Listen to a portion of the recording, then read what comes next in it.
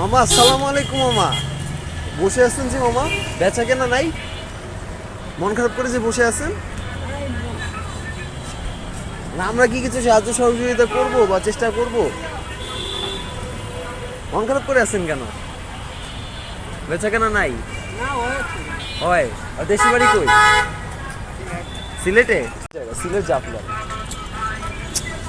আচ্ছা আমি কিছু সাহায্য সহযোগিতা করার চেষ্টা করবো আপনাকে। হ্যাঁ, কিছু সাহায্য সহযোগিতা করার চেষ্টা করবো। তার আগে আমার তো ক্যামেরাই হচ্ছে না।